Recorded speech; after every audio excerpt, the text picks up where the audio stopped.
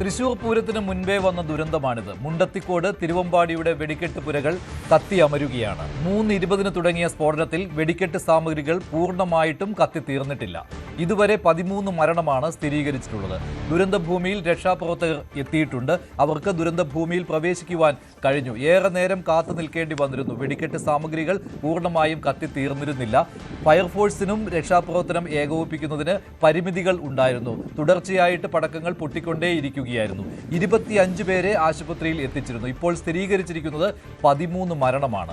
ശരീരാവശിഷ്ടങ്ങളും ഇക്കൂട്ടത്തിൽ ഉണ്ടായിരുന്നു. 5 പേർ ഇപ്പോഴും 70% പൊള്ളലേറ്റ് ഗുരുതരമായ നിലയിലാണ്. തൃശൂർ മെഡിക്കൽ കോളേജിലാണ് ഇവരെ ചികിത്സിക്കുന്നത്. വെടിക്കോപ്പുകളുടെ നിർമ്മാണം അവസാന ഘട്ടത്തിലായിരുന്നു. ശനിയാഴ്ചയാണ് സാമ്പിൾ വെടിക്കെട്ട് നടക്കേണ്ടിയിരുന്നത്. തൃശൂർ പൂരത്തിലെ 26-ന് പൂരത്തിന് ശേഷം രാത്രി പൂരം വെടിക്കെട്ടും നടക്കേണ്ടതായിരുന്നു. തിരുവമ്പാടിയുടെ വെടിക്കെട്ടിന്റെ ചുമതലയുണ്ടായിരുന്ന പ്രശസ്തനായ വെടിക്കെട്ട് ചുമതലക്കാരൻ സതീശും ഗുരുതരാവസ്ഥയിലാണ്. നേരത്തെ തിരുവമ്പാടിയുടെ മാത്രമല്ല പാറമേക്കാവിൻ്റെയും വെടിക്കെട്ട് ചുമതലയുണ്ടായിരുന്നയാളാണ്. 2024 ഒരേ സമയം തിരുവമ്പാടിയുടെയും പാറമേക്കാവിൻ്റെയും വെടിക്കെട്ട് ചുമതലയുണ്ടായിരുന്നയാളാണ് സതീഷും ഗുരുതരമായ അവസ്ഥയിൽ തൃശൂർ മെഡിക്കൽ കോളേജ് ആശുപത്രിയിൽ ചികിത്സയിലാണ്. 3:20 ഈ സ്ഫോടനം ഉണ്ടായി എന്നുള്ളതാണ് പ്രദേശവാസികൾ. അവിടെ ഏറെ അകലെയാണ് താമസക്കാർ ഉണ്ടായിരുന്നത്. ഒരു വിജനമായ ഒരു സ്ഥലമാണ്.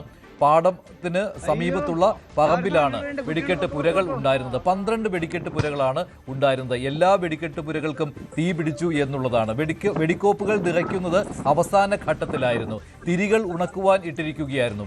ഈ തിരികളിലേക്ക് തീ പടർന്നു എന്നാണ് ആ വെടിക്കെട്ട് പുരയിൽ ഉണ്ടായിരുന്ന വിൽസൺ എന്നയാൾ. അത്ഭുതകരമായിട്ടാണ് അദ്ദേഹം രക്ഷപ്പെട്ടത്. അദ്ദേഹം പറയുന്നത് തിരികൾ ഉണക്കുവാൻ ഇട്ടിരിക്കുന്ന ഒരു സമയമായിരുന്നു. അപ്പോൾ പൊടുന്നനെ അവിടെ തീ പടരുകയായിരുന്നു എന്നുള്ളതാണ്. അദ്ദേഹം അവിടെ നിന്ന് ഓടി രക്ഷപ്പെടുകയായിരുന്നു. അത്ഭുതകരമായി രക്ഷപ്പെട്ട വിൽസൺ സംസാരിക്കുകയുണ്ടായി. അദ്ദേഹത്തിന്റെ വാക്കുകൾ കേൾക്കാം.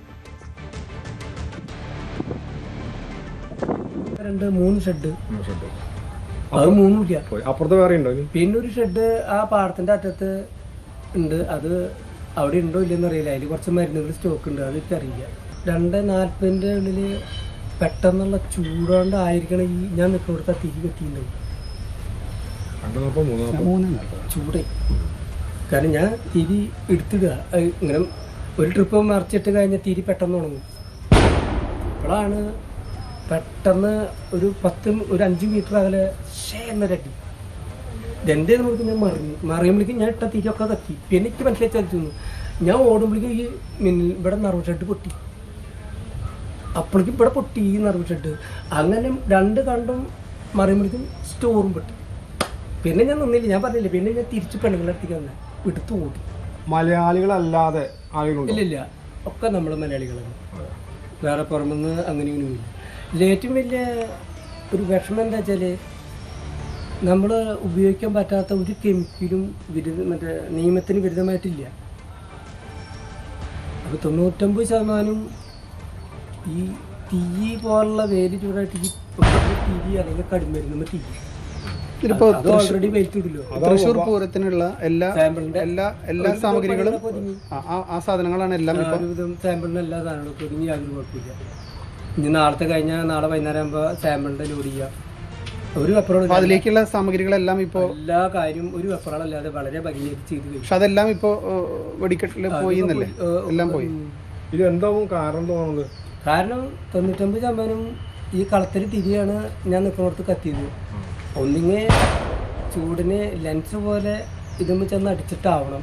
കാരണം ഈ കടിമരുന്ന് കാരണം ഇത് വെയിലത്ത് കിടന്ന് ഉണങ്ങണം. അതെന്തായാലും ഓൾറെഡി ചെയ്യണം. അപ്പം ഞാൻ നിൽക്കുന്നിടത്ത് ഈ പെട്ടെന്നൊരു തീ പോലെ വന്ന് അടിച്ചതിൻ്റെ പേരാണ് ഞാൻ പറയുന്നത്. അത്ര മാത്രം അറിയുള്ളൂ. കാരണം എൻ്റെ ഈ കളത്തിൽ കിടക്കുന്നിടത്ത് തിരി മാത്രമല്ല, തിരി കത്തിയത്. അതിപ്പോൾ എത്ര ചൂടായാലും ഏത് വേനൽക്കാലത്ത് തിരി വെയിലത്ത് കിടന്ന് ഉണങ്ങണം. പക്ഷെ ആദ്യം വന്നത് എൻ്റെ അടുത്ത് ആ കളത്തിൽ എൻ്റെ അടുത്ത് തിരി കത്തിയത്. തിരുവമ്പാടിയുടെ ഇതേ വെടിക്കെട്ട് പുരകളുടെ ദൃശ്യങ്ങളാണ് നേരത്തെ ഇപ്പോഴും കാണുന്നത്. ഈ വെടിക്കെട്ട് പുരകൾക്കാണ് തീ പിടിച്ചത്. നേരത്തെ എല്ലാ മാധ്യമങ്ങളും തന്നെ ഈ വെടിക്കെട്ട് പുരകളുടെ ദൃശ്യങ്ങൾ പകർത്തിയിരുന്നു. വളരെ സന്തോഷത്തോടു കൂടിയാണ് തിരുവമ്പാടിയുടെ വെടിക്കെട്ട് പുരകളിൽ വെടിക്കോപ്പുകൾ നിറച്ചിരുന്നത്, തിരികൾ ഉണക്കാനിട്ടിരുന്നത്, വെടിമരുന്ന് നിറച്ചിരുന്നത്, സാമഗ്രികൾ ഉണക്കാനിട്ടിരുന്നത്. അതിനുശേഷം ഈ ദൃശ്യങ്ങൾ പകർത്തിയതിന് ശേഷം മണിക്കൂറുകൾക്കുള്ളിലാണ് ഈ സ്ഫോടനം ഉണ്ടായത് എന്നുള്ളതാണ്. കനത്ത ചൂടാണ് തിരികളിലേക്ക് തീ പടരാൻ കാരണമായത് എന്നുള്ളതാണ് അവിടെ ചുമതലയുണ്ടായിരുന്ന ആളുകൾ ഇപ്പോൾ അവിടെ നിന്ന് അത്ഭുതകരമായി രക്ഷപ്പെട്ട വിൽസൺ പറഞ്ഞത്.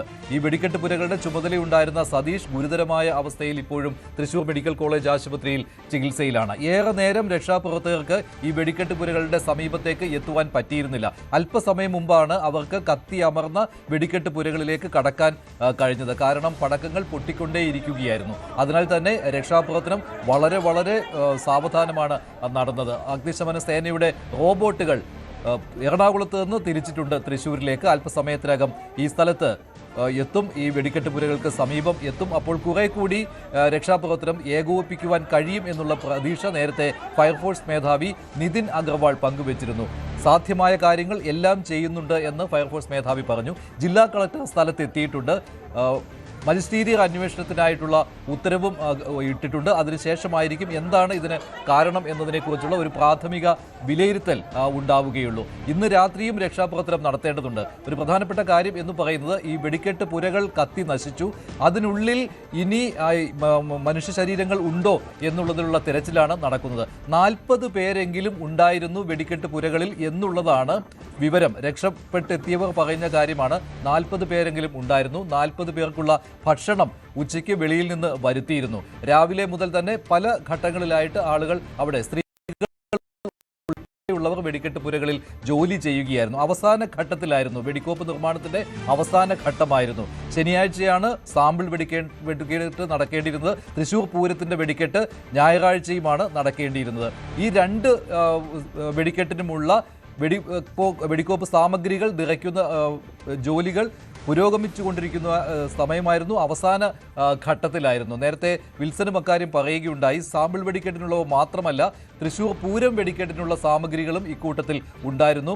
ഒരു തരത്തിലുള്ള നിരോധിച്ച കെമിക്കലുകൾ ഉപയോഗിച്ചിരുന്നില്ല എന്നും അദ്ദേഹം വ്യക്തമാക്കുകയാണ്. മാത്രമല്ല, ഈ ലൈസൻസി ആയിരുന്ന ആൾ സതീഷ് വളരെ പ്രശസ്തനായ വെടിക്കെട്ടുകാരനാണ്. അദ്ദേഹം പല വർഷങ്ങളിലും തൃശൂർ പൂരത്തിന്റെ വെടിക്കെട്ടിന്റെ ചുമതലയുണ്ടായിരുന്നയാളാണ്. തിരുവമ്പാടിയുടേത് മാത്രമല്ല, പാറമേക്കാവിന്റെ ചുമതലയിലും സതീഷ് ഉണ്ടായിരുന്നു. ആ സതീഷാണ് ഗുരുതരാവസ്ഥയിൽ ഇപ്പോൾ ആശുപത്രിയിൽ കഴിയുന്നത്. 3 മണിക്ക് ശേഷമാണ് ഇങ്ങനെയൊരു അത്യാഹിതം അവിടെ സംഭവിച്ചത്. അവിടെ പല വീടുകൾക്കും വിള്ളലുണ്ടായിട്ടുണ്ട്. നടുങ്ങുന്ന ശബ്ദമായിരുന്നുവെന്ന് പറയുന്നുണ്ട്. തൊട്ടടുത്ത് ആൾതാമസമില്ല, ഒഴിഞ്ഞ പ്രദേശത്താണ് ഈ വെടിക്കെട്ട് പുരകൾ പ്രവർത്തിച്ചിരുന്നത്. അത് നിയമാനുസൃതമാണ് പ്രവർത്തിച്ചിരുന്നത്. പാടത്തോട് ചേർന്നുള്ള, പാടശേഖരത്തോട് ചേർന്നുള്ള പറമ്പിലാണ് ഈ വെടിക്കെട്ട് പുരകൾ സജ്ജീകരിച്ചിരുന്നത്. പക്ഷേ ഫയർഫോഴ്സിനും അതുപോലെ തന്നെ നാട്ടുകാർക്കും അങ്ങോട്ട് എത്തുവാൻ കഴിഞ്ഞുവെങ്കിലും 200 മീറ്റർ അകലെ അവർ നിലയുറപ്പിക്കുകയായിരുന്നു. കാരണം പടക്കങ്ങൾ പൊട്ടിക്കൊണ്ടേയിരിക്കുകയായിരുന്നു. അതിനുശേഷം അല്പസമയത്തിന് മുൻപാണ് ഇവർക്ക് രക്ഷാപ്രവർത്തനം നടത്തുന്നതിന് വേണ്ടി ഈ വെടിക്കെട്ട് പുരകളിൽ പ്രവേശിക്കാൻ സാധിച്ചത്.